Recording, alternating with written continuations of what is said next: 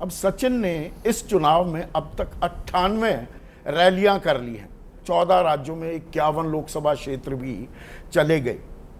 पर कांग्रेस की जब बात होती है, आपने 98 रैलियां की, सचिन पायलट, क्या कांग्रेस 100 का आंकड़ा पार कर पाएगी?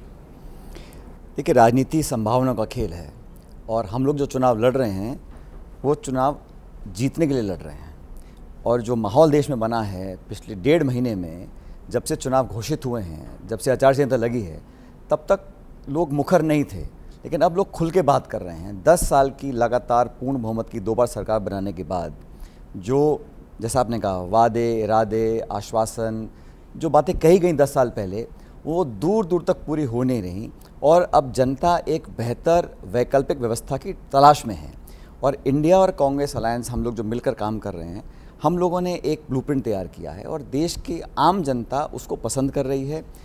चुनाव में मुझे लगता है कि अब वोट पड़ेगा एक बदलाव के लिए, और कांग्रेस क्योंकि सबसे बड़ा दल है इंडिया अलायंस का, मुझे पूरी उम्मीद है कि हम लोग बहुत बेहतर प्रदर्शन करेंगे।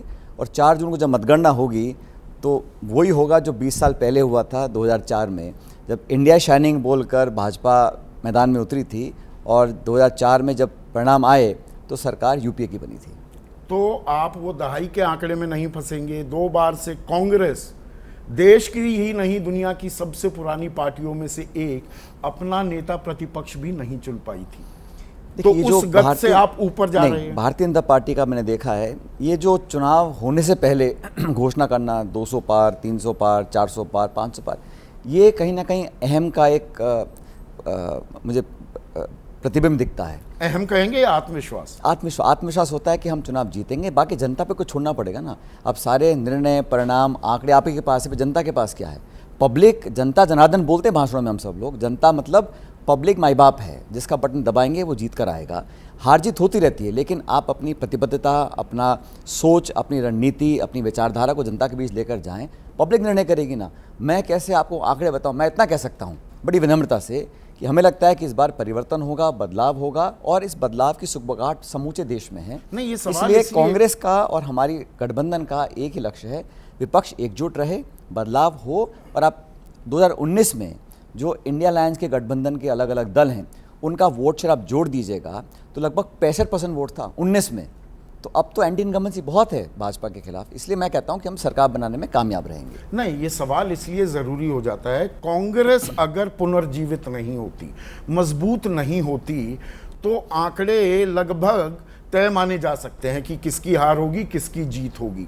ये इसलिए मैं कह रहा हूं कि 192 में से 178 सीटें, 192 सीटें ऐसी थी जहां पर बीजेपी और कांग्रेस के बीच डायरेक्ट फाइट थी, सीधा मुकाबला। कुछ लोग इसे 161 कहते हैं, मैं दूसरा आंकड़ा भी पेश कर रहा हूं।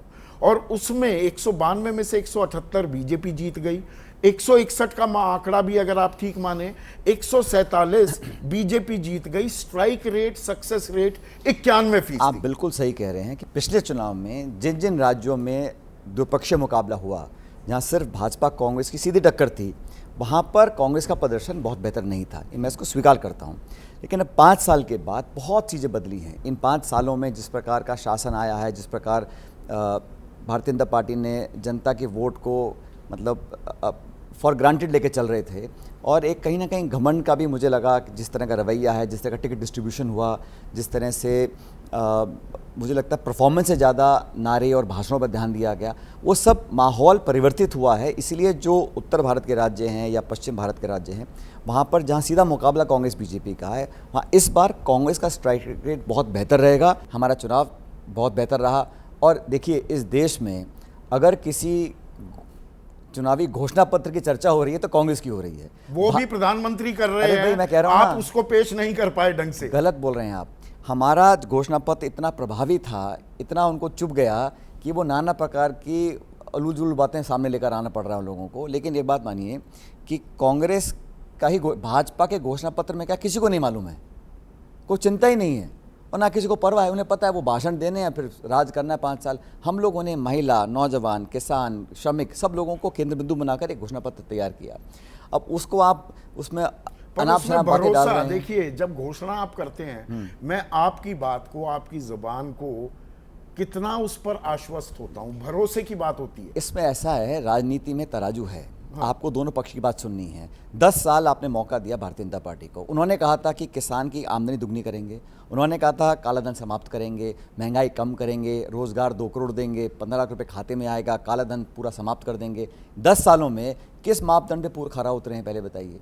तो कांग्रेस ने अपने शासनकाल में, जब 10 साल मनमोहन सिंह जी की सरकार थी, हम लोग श्रमों का, नरेगा का कानून बनाया, रोजगार का अधिकार दिया, खाद्य सुरक्षा का अधिकार दिया, सूचना का अधिकार दिया। हमने जनता को जैसे ही घड़ी का काटा दोपहर 2:30 पे आए, बबीता जी का दिल सास बहू साजिश के लिए मचल जाए। और ये है इनकी बहू, पूरे दिन ऑफिस की टेंशन हो जाए गॉन जब ये करें अपना फेवरेट शो फ्री टाइम पे ऑन। इनकी तरह आप भी देखिए अपना फेवरेट शो अपने टाइम पर और डाउनलोड कीजिए एबीपी लाइव ऐप अपने स्मार्ट टीवी पर।